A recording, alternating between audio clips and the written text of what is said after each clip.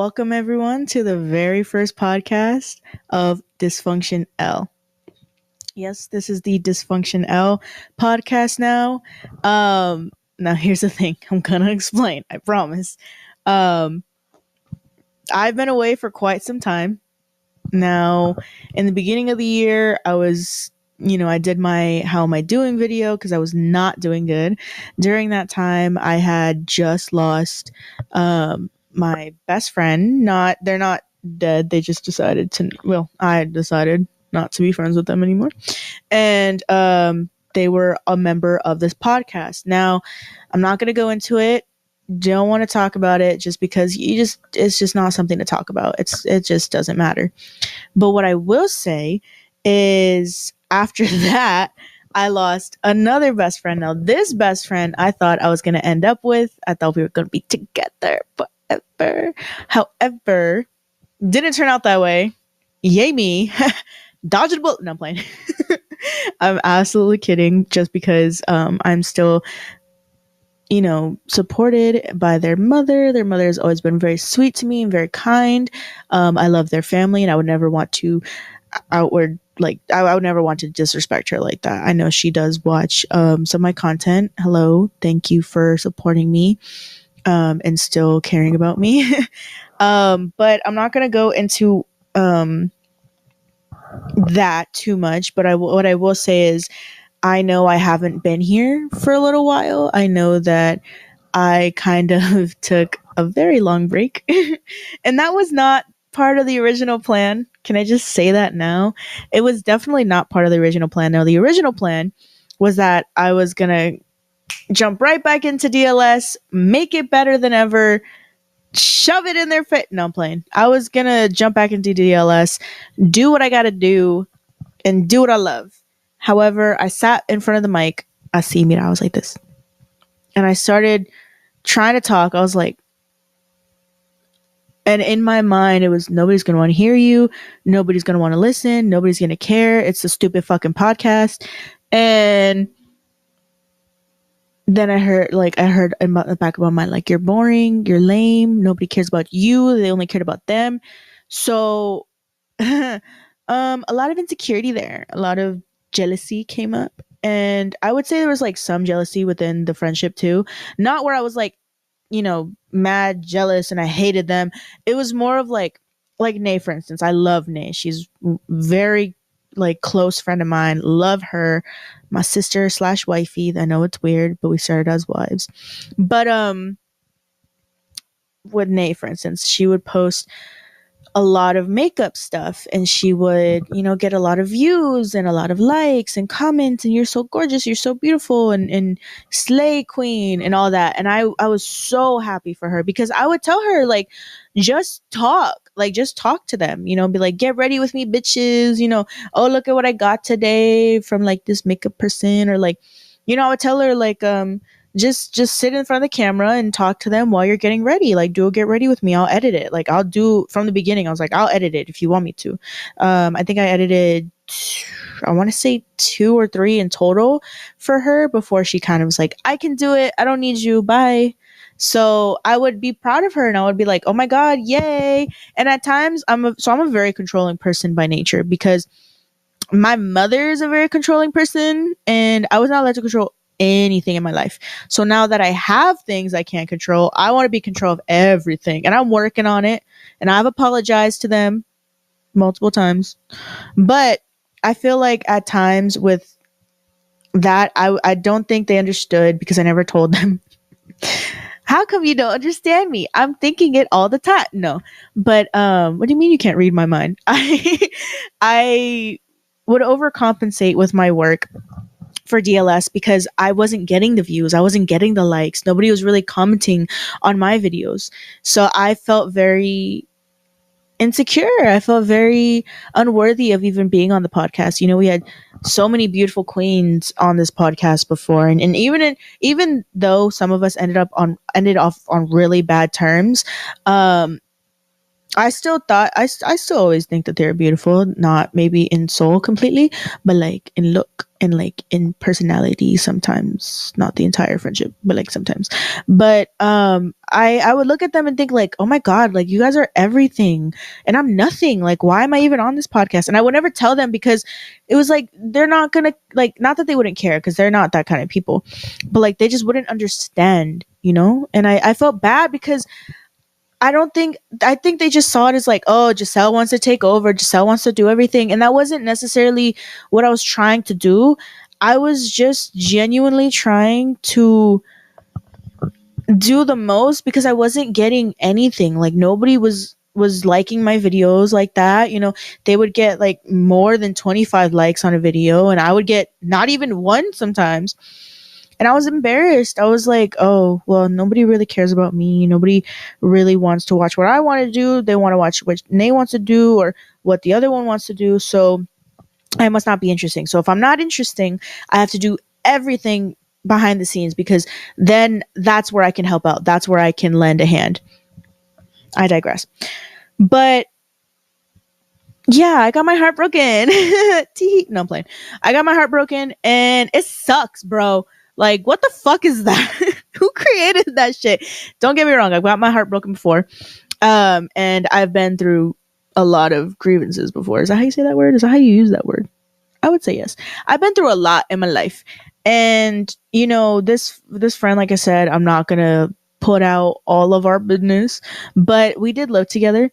And we did love together. You know, we were lovers, but like things changed. Things change, and it hit me like a ton of bricks because I thought this was my forever person. You know, we had our issues, but like who doesn't? You know, it's 2024. We can take accountability, but I can't be the only one taking accountability. So I had to move on. And they have to move on too, and they have to be happy. And I wish you the best. Just kidding. I mean, I do. No, sorry, not just kidding to that. I meant the song. I do wholeheartedly wish them the best, and I do. You know, you're not allowed to eat at my table, but I still want you to eat. So, you know, sending love and strength to you. But that friendship, yeah, that I miss the friendship more than anything. Because we were just such good friends. And I think that even though at times it was like, you know, at times one or the other person fell out of love and, you know, we didn't see eye to eye on certain parts of our romance and everything. And, it didn't matter when it came to our friendship. Like it did not matter because it was the connection that mattered as long as we had that connection. And I felt like whenever I was, you know, with them, like we were a great team, you know, but I'm not going to go too far into it because I don't want to cry again. A lot was taken away in that friendship. A big piece of my heart was taken away, and I don't want to go into it because it's going to make me so sad, but I miss my heart. And I don't know if this person is listening, but they'll know what I mean. Anyway, so when I say that a lot was taken from me this year, I mean a lot. Let's go into it. So I do have it written out what I want to talk about, because I'm very efficient nowadays. I need a plan because I don't want to come back into it and just be like, let's wing it. No, I want to give you guys the best content I can. And I plan out a lot. Like I initially started the journals for DLS. Every journal that DLS has ever gotten, any member that's ever gotten a journal has always been from me. Anyway, yeah, so I needed a break because a lot of my happiness was taken, from things that were happening around me, things that I allowed to happen to me. You know, I allowed myself to be treated like scum, like dirt, like trash, like I was nothing, like I wasn't even human. I allowed myself to go through a lot because I wanted to keep my heart, and I got taken away anyway. But I will say, with that, I had so much anger, so much, I had no motivation. I lost all my motivation, all my passion, all my confidence, and it reflected so heavily in if you look on the videos that I have posted, my eyes are so dark underneath because I wasn't sleeping. I was constantly crying. I was just having mental breakdown after mental breakdown. And now I look cute. If you're looking on YouTube, look at me. Just playing. I need to stop doing that. I do that so much where I'm like, just playing. Ugh, gross. But I also deserved a break. If I'm being quite honest with you, I probably deserved a huge break because I'm so resilient and because I'm so determined at times that I don't allow myself a break. And that's not anybody else's fault. That's my own fault. It's kind of like, what is it? Consequences to my own actions. After I relapsed, so I don't know if a lot of you have watched the How Am I Doing video. But in that video, I talk about me relapsing into self-harm. Now, a lot of my friends watched that video and I think it was like a eye-opener and it woke them up to be like, holy shit, our friend's not okay. Like, we haven't checked. A lot of them did apologize and were like, I haven't checked up on you. Like, I'm sorry. And I was like, it's okay. I don't need to be checked up on. I'm 20. I just turned 22. June 3rd, turned 22. Happy birthday to me. But yeah, a lot of my friends reached out after that and I appreciate them. I made a new friend too. They're going to be on an episode. We're going to plan it. They're going to be in a vlog that I'm making. They were going to be in my birthday vlog, but I didn't vlog. I wanted to, but I was too in the moment. I was having too much fun with my friends, but I made a new friend. So I'm excited for you to meet them. They're really cool. I like their vibes. They're dope. I'm not going to say what gender it is because I like to surprise y'all, but they're definitely going to be in an episode. They reached out to me and kind of helped me find my way back. And they actually helped me, realize that like, I just got to take it at my own time. Like I got to do like what I need to do to get better. Within myself, like feel better, do better, and then be better. And yeah, thank you to them. Thank you to a lot of people, actually. I have a lot of people to thank. I'm not going to name every name because I just don't feel comfortable doing that. You never know. But I have so many people to thank, from my managers at my first job, my jewelry job. Thank you so much for being so patient with me.